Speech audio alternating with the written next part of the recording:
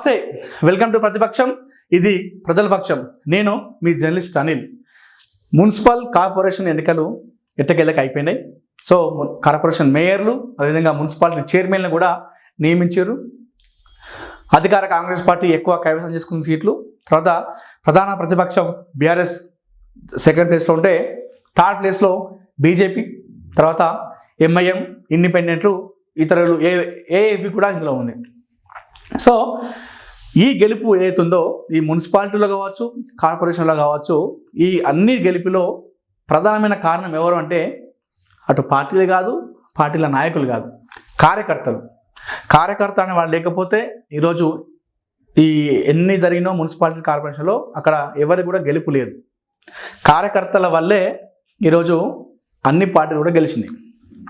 అయితే కార్యకర్తలు ఏ తరహాలో ప్రచారం చేసారంటే, ఏ తరహాలో వాళ్ళు గొడవలు దిగినంటే, కొన్ని ప్రాంతాల్లో నెత్తులు వలగొట్టుకున్నారు, రక్తాలు వచ్చేలాగా నెత్తులు వలగొట్టుకున్నారు, తలలు పడినాయి.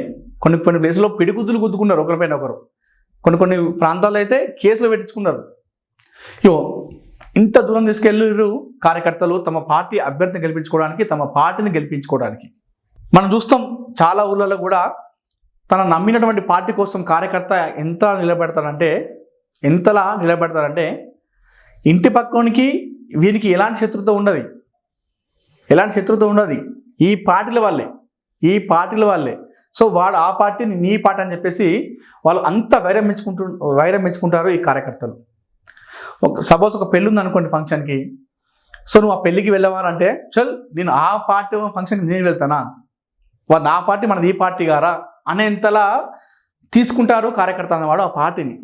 కానీ ఆ నాయకులు ఉంటారు కదా, ఎవడైతే అనుకుంటాడో ఆ కార్యకర్త పార్టీ ఎమ్మెల్యే కావచ్చు, ఇంకొకటి పార్టీ ఎమ్మెల్యే కావచ్చు, వీళ్ళు అలయబలా చేసుకుంటారు, మంచిగానే దావతులు చేసుకుంటారు. ఏదైనా ఫంక్షన్ అయితే వాడింటికి వీడొస్తాడు, వీటికి వాడి పోయి చెప్పుకుంటారు. వాని ఫంక్షన్కి ఈ ఎమ్మెల్యే హాజరవుతాడు, వీని ఫంక్షన్కి ఆ ఎమ్మెల్యే హాజరవుతాడు. కానీ ఆ పార్టీ కోసం, ఆ నాయకుడి కోసం, ఆ ఎమ్మెల్యే కోసం ఈ కొట్లాడుకున్నటువంటి కార్యకర్తలు ఏం చేస్తారంటే, కార్యకర్తల మధ్య ఇది వైరం ఎప్పుడు ఉండిపోతుంది, జీవితాంతం ఉండిపోతుంది. అది పార్టీల వల్ల. కానీ పార్టీల్లో ఉన్నటువంటి నాయకులేమో ఆ తరహాలో చేసుకుంటూ ఉంటారంటే, కార్యకర్తలు మాత్రం వాళ్ళ కోసం నెత్తులు వలగొట్టుకుంటారు, కేసులు పెట్టించుకుంటారు, పిడిగుద్దులు గుద్దుకుంటారు.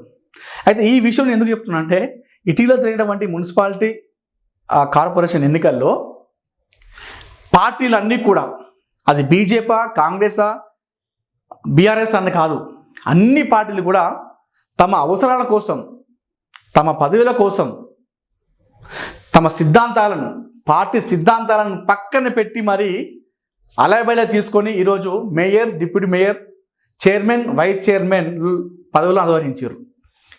సో ఇది చూసిన తర్వాత చాలామంది కార్యకర్తలు కంగు తింటున్నారు. కొంతమంది కార్యకర్తలు దీన్ని జీర్ణించుకోలేకపోతున్నారు.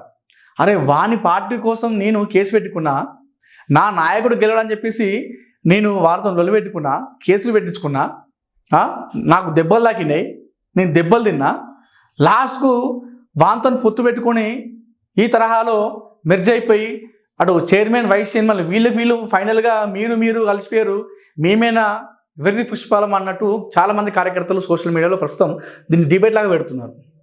ఎందుకంటే మొన్న మున్సిపాలిటీలో అటు మున్సిపాలిటీ చైర్మన్ కావచ్చు, కార్పొరేషన్ మేయర్ విషయంలో అటు బీజేపీ, కాంగ్రెస్, ఎప్పుడైనా మనం బీజేపీ, కాంగ్రెస్ ఒక్కడైతే చెప్పేసి మనం అనుకుంటామా? బీజేపీ, కాంగ్రెస్ జాతీయ పార్టీలు ప్రధాన శత్రువులు ఇవే రెండు పార్టీలు. కానీ తమ అవసరం కోసం, తమ పదవుల కోసం వాళ్ళు తమ సిద్ధాంతాలను పక్కన పెట్టి మరి బీజేపీ, కాంగ్రెస్ ఒక్కటైంది. అదేవిధంగా బీఆర్ఎస్, కాంగ్రెస్ ఒక్కడైతే అని చెప్పేసి మనం అనుకుంటామా? రాష్ట్రంలో ప్రస్తుతం అధికారంలో ఉన్న పార్టీ కాంగ్రెస్, ప్రధాన ప్రతిపక్షం ఉన్న పార్టీ బీఆర్ఎస్. ఈ రెండు ఒకటైతే రెండు భద్రశత్రువులే కదా. తెల్లారు లేస్తే ప్రెస్ మీట్లో రేవంత్ రెడ్డి కేసీఆర్ తిడతాడు, కేసీఆర్ రేవంత్ రెడ్డి తిడతాడు. జరిగేది ఇదే. కానీ ఈరోజు తమ అవసరం కోసం, తమ పదవుల కోసం ఈరోజు బీఆర్ఎస్, బీజేపీ ఒకటైనాయి. అదేవిధంగా బీఆర్ఎస్, బీజేపీ కూడా రెండు శత్రువులే. సో కేంద్రంలో ఉన్నటువంటి బీజేపీ పార్టీ, అప్పుడు అధికారంలో ఉన్నటువంటి బీఆర్ఎస్ పార్టీకి రెండు పడకపోయేది. బీఆర్ఎస్ పార్టీ తెలంగాణలో అధికారంలో ఉన్నప్పుడు అప్పుడు కేంద్రంలో ఉన్నది బీజేపీ పార్టీయే. సో అయినా కూడా అప్పుడు బీజేపీ, బీఆర్ఎస్కి ఇద్దరు కూడా సరిగా పొసకపోయేది. సో మేము కొట్లాడి తెచ్చుకున్నాం నిధులు, మీరు ఇవ్వలేదని చెప్పేసి బీఆర్ఎస్ బీజేపీ ఏమో మేము నిధులు ఇస్తేనే తెలంగాణ డెవలప్మెంట్ అని చెప్పేసి అటు బీజేపీ చెప్తుండేది. సో ఇలా బీఆర్ఎస్ బీజేపీ మధ్య కూడా పచ్చగడ్డి వేస్తే బగ్గుమనేంత వైరం ఉండేది. కానీ ఈరోజు వాళ్ళ అవసరాల కోసం, తమ పదవుల కోసం ఈరోజు బీఆర్ఎస్ బీజేపీ ఒకటైనాయి. అదేవిధంగా కొన్ని ప్రాంతాల్లో కాంగ్రెస్ ఎంఐఎం ఒకటైనాయి, కొన్ని ప్రాంతాల్లో సిపిఐ కాంగ్రెస్ ఒకటైనాయి. తమ అవసరాల కోసం, తమ పదవుల కోసం ఈరోజు సిద్ధాంతాలను, తమ పార్టీ సిద్ధాంతాలను పక్కన పెట్టి ఈరోజు వాళ్ళు మేయర్, డిప్యూటీ మేయర్లుగా, మున్సిపాలిటీ చైర్మన్, వైస్ చైర్మన్గా కొనసాగుతున్నారు. కానీ పార్టీల కోసం, ఆ పార్టీ కోసమే, కేవలం బీజేపీ పార్టీ కోసమే, కేవలం బీఆర్ఎస్ పార్టీ కోసమే, కేవలం కాంగ్రెస్ పార్టీ కోసమే కష్టపడేటువంటి కార్యకర్తలు ఈరోజు అది చూసిన తర్వాత కంగుతిన్నారు. మేము దెబ్బలు తినాలి ఆ పార్టీ కోసం, మన పార్టీ కోసం మేము దెబ్బలు తింటాం, మన పార్టీ కోసం ఆ పార్టీ వాళ్ళతో మేము శత్రుత్వం పెంచుకుంటాం, మన పార్టీ కోసం ఆ పార్టీ వాళ్ళతో మేము కేసు పెట్టించుకుంటాం. ఈరోజు మీ అవసరాల కోసము మీరు అందరూ ఒకటైపోయి మమ్మల్ని వెర్రి పుష్పాలు చేస్తారా అనేంతగా ఒక చర్చ జరుగుతుంది సోషల్ మీడియాలో. మరి ఇది కరెక్టే కదా? ఇది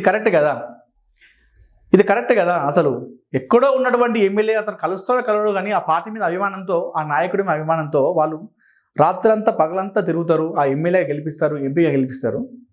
ఈరోజు మీరు చేసేటువంటి పని ఏంటంటే మీ అవసరాల కోసం, మీ ఆధిపత్యాన్ని ప్రదర్శించుకోవడానికి మీరు చేసే కథ ఇది అని చెప్పేసి కార్యకర్తలు చాలా బాధపడుతున్నారని చెప్పేసి మనం సోషల్ మీడియాలో గత 2 రోజులుగా కొన్ని వార్తలు అయితే చూస్తున్నాం.